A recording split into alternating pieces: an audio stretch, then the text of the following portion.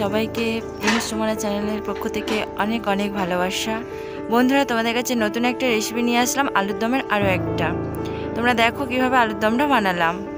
প্রথমে কিছুটা আলু কেটে নিয়ে প্রেসারে দিলাম সিদ্ধ করে নেওয়ার জন্য। তাতে একটু হলুদ, একটু লবণ দিয়ে আর কিছুটা পরিমাণ জল দিলাম আলুটা সিদ্ধ হওয়ার জন্য। এইভাবে প্রেসারে বসিয়ে দিলাম। তারপরে আলুর দমটা করার জন্য পেঁয়াজ, টমেটো, আদা, মটরশুঁটি ইত্যাদি নিয়েছি। তারপর দেখো বন্ধুরা, আলুটা তো সিদ্ধ হয়ে গিয়েছে, এবার বার করেও নিলাম। তো এবার আলুর দমটা করার জন্য কড়াইতে প্রথমে তেল দিয়ে দিলাম। তেলটা পরিমাণ মতো দিলাম, কারণ আলুর দমের তেল অনেকটাই একটু দিয়েছি। তাতে একটা তেজপাতা, একটা শুকনো লঙ্কা গোটা দিলাম। এবার এটা ভাজা হবে কিছুক্ষণ। তারপরে দিয়ে দেবো গোটা একটু এলাচ, একটু দারুচিনি, যাতে সেন্ট হয় তার জন্য এটা দিচ্ছি। তারপরে দিলাম টমেটোটা যখন ভাজা ভাজা হয়ে আসবে তার উপরে দেবো একটু পরিমাণ মতন পেঁয়াজ। তো এবার পেঁয়াজটাও দিয়ে দেবো। টমেটোটা ভাজা ভাজা হয়ে এসছে, লাল হয়ে এসছে। দেখো বন্ধুরা, টমেটোটা সম্পূর্ণ লাল হয়ে গেলে তার উপরে পেঁয়াজটা দিয়ে দিচ্ছি। তো তোমরা দেখো, পেঁয়াজটা দিয়ে দিলাম।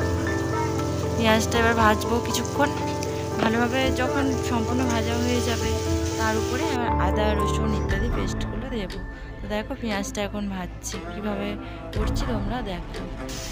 আলুর দম তো সবারই ভালো লাগে, তাই না? তো সেটা নতুন আলুর দম হলে তো আরোই খুব সুন্দর। তো দিয়ে দিলাম আদা রসুনের পেস্টটা। আমি আদা রসুন একসাথে পেস্ট করি, তো সেই পেস্টটাই প্রথমে দিয়ে দিলাম। আর এটা কিছুক্ষণ ভাজবো। তারপরে 1 চামচ লঙ্কার গুঁড়ো, 1 চামচ হলুদ গুঁড়ো, ও তারপরে এবার পরিমাণ মতন লবণ দেবো। কিছুক্ষণ এটা নেড়ে তারপরে পরিমাণ মতন লবণটা দিয়ে দেবো। দেখো, পরিমাণ মতো লবণটাও দিয়ে দিলাম। এইভাবে কিছুক্ষণ নাড়তে নাড়তে এবার যে আলুটা সিদ্ধ করে রেখেছিলাম সেটা দেওয়ার কিছুক্ষণ আমি মটরশুঁটিটা দিচ্ছি। যেহেতু মটরশুঁটি দিয়ে হবে, তো মটরশুঁটিটা আগে না দিলে তো সিদ্ধ হবে না। তার জন্য মশলাটা যখন কষাচ্ছিলাম তখনই মটরশুঁটিটা দিয়ে দিলাম। তো বন্ধুরা দেখো কেমন লাগছে, এখন খুব তো সুন্দর লাগছে আমার। তোমরাই বলো কেমন লাগছে। এবারে আলুটা দিয়ে দিলাম। আলুটা দিয়ে এবার কিছুক্ষণ কষাবো, যতক্ষণ সম্পূর্ণটা না মিক্সড হচ্ছে মশলাটা আলুর গায়ে ততক্ষণ কষাবো। কষিয়ে নিয়ে যখন একটা তেল ছেড়ে যাবে পুরো আলু থেকে, মশলা থেকে সম্পূর্ণ যে তেলটা থাকে সেই তেলটা যখন ছেড়ে যাবে কড়াইয়ের গায়ে, তারপরেই জল দিয়ে দেব।